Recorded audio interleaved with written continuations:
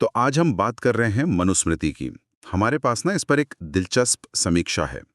ये तो पता ही है कि ये हिंदू परंपरा के सबसे पुराने और हाँ सबसे प्रभावशाली धर्मशास्त्रों में से एक है। हाँ बिल्कुल। इसका समय शायद 200 ईसा पूर्व से 200 ईस्वी के बीच का माना जाता है। तो चलिए देखते हैं समीक्षा में क्या है। बिल्कुल। और देखिए ये एक ऐसा ग्रंथ है जिसे ऐतिहासिक रूप से तो बहुत सम्मान मिला है, लेकिन जैसा ये समीक्षा भी बताती है, आज के समय में इसकी मतलब काफी तीखी आलोचना भी हुई है। हाँ वो तो है। खासकर जो जाति, लिंग और सजा वगैरह पर इसके विचार हैं उनको लेकर। तो ये समीक्षा एक तरह से दोनों पहलू दिखाती है, इसका ऐतिहासिक वजन और जो आजकल के विवाद हैं वो भी। अच्छा, तो समीक्षा में जो मुख्य बातें हैं, एक तो धर्म है, मतलब कर्तव्य। लेकिन ये समीक्षा क्या कहती है? क्या ये धर्म सबके लिए एक था या कुछ अलग था, जैसे वर्ण और आश्रम के हिसाब से? हाँ, ये बहुत जरूरी बात है जो समीक्षा उठाती है। इसके हिसाब से मनुस्मृति में धर्म सबके लिए एक जैसा बिल्कुल नहीं है। ये पूरी तरह से मतलब व्यक्ति किस वर्ण का है, किस आश्रम में है, उस पर निर्भर करता है। अच्छा। समीक्षा में शायद उन श्लोकों का जिक्र होगा जहां ब्राह्मणों के लिए अलग, क्षत्रियों, वैश्यों, शूद्रों के लिए अलग कर्तव्य बताए गए हैं। एक साफ सामाजिक ऊंच नीच दिखती है। और वैसे ही जीवन के जो 4 चरण हैं, ब्रह्मचर्य, गृहस्थ वगैरह, उनके लिए भी अलग अलग धर्म बताए गए हैं। समीक्षा में ये सब होगा जरूर। और यहीं से मतलब वो जाति व्यवस्था वाली बात आ जाती है जिसका जिक्र है समीक्षा में। जी। ये एक श्रेणीबद्ध समाज की बात करता है जिसमें अक्सर ब्राह्मण सबसे ऊपर हैं। समीक्षा इसके बारे में और क्या बताती है? मतलब ये काम कैसे करता था असल में? कोई खास उदाहरण? हाँ, समीक्षा इस पर जोर देती है कि ये सिर्फ कागजी वर्गीकरण नहीं था, इसमें बड़े कठोर नियम थे।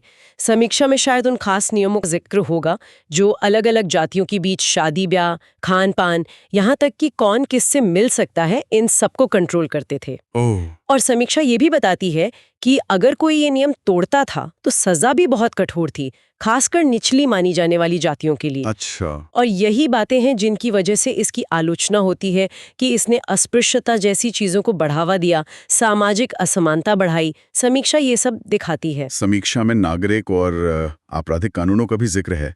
और हाँ, कुछ तो आज के हिसाब से बहुत ही असमान या कठोर लगेंगे। और महिलाओं की भूमिका पर भी मतलब विवादास्पद बातें हैं, जैसे वो विचार कि उन्हें हमेशा पुरुषों की सुरक्षा चाहिए। ये पढ़कर तो मैं भी थोड़ा चौंका। हाँ, ये हिस्सा तो है। क्या समीक्षा इस पर कुछ और बताती है? मतलब उस समय का कोई संदर्भ या कुछ? हाँ, समीक्षा इसे नजरअंदाज नहीं करती। वो शायद बताती है कि मनुस्मृति के अंदर इन विचारों को उस समय के पितृसत्तात्मक समाज के नजरिए से रखा गया है।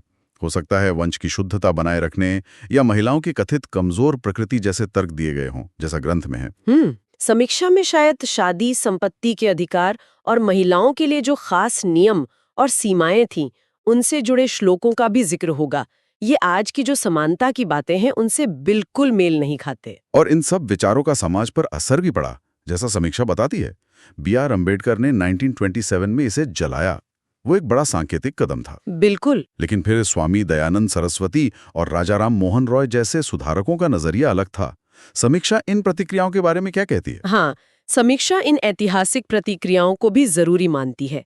ये बताती है कि कैसे अंबेडकर ने इसे जातिगत उत्पीड़न और असमानता को सही ठहराने वाला ग्रंथ माना और सार्वजनिक रूप से जलाया। हाँ। दूसरी तरफ समीक्षा शायद ये भी बताती है कि दयानंद सरस्वती जैसे सुधारकों ने इसकी अपने हिसाब से व्याख्या करने की कोशिश की, या राजा राम मोहन रॉय जैसे लोगों ने इसके कुछ हिस्सों को नकारा और ज्यादा बराबरी वाले विचारों को महत्व दिया। समीक्षा ये दिखाती है कि ये ग्रंथ तब से लेकर आज तक लगातार बहस का मुद्दा रहा है। तो कुल मिलाकर समीक्षा का निचोड़ क्या है? ऐसा लगता है कि ये मानती है कि ऐतिहासिक रूप से तो ये महत्वपूर्ण है, शायद इसीलिए इसे अकादमिक अध्ययन के लिए 35 रेटिंग दी है, पर आज के समाज के लिए इसके सामाजिक उपदेश ठीक नहीं है। हाँ, बिल्कुल सही समझा। समीक्षा इसे मुख्य रूप से एक ऐतिहासिक दस्तावेज की तरह देखती है। प्राचीन भारत के समाज, कानून, मान्यताओं को समझने के लिए जरूरी है, लेकिन आज के लिए कोई नैतिक या कानूनी गाइडबुक नहीं। ये उस जमाने का आईना है, बस अपनी सारी जटिलताओं के साथ। और ये हमें एक बड़े सवाल पर लाकर छोड़ देता है ना? हाँ बिल्कुल। ये समीक्षा सीधे तौर पे नहीं पर अप्रत्यक्ष रूप से ये सवाल जरूर उठाती है और हमें सोचना चाहिए इस पर कि आज का समाज ऐसे ऐतिहासिक ग्रंथों से कैसे जुड़े, कैसे निपटे, जिनमें ऐसे विचार हों जो हमारे आज के मूल्यों जैसे समानता, मानवाधिकार से सीधे टकराते हों। कहाँ वो रेखा खींची जाए कि हम अतीत का अध्ययन भी करें और उसके जो समस्याग्रस्त हिस्से हैं उन्हें स्वीकार भी करें। ये वाकई एक सोचने वाली बात है।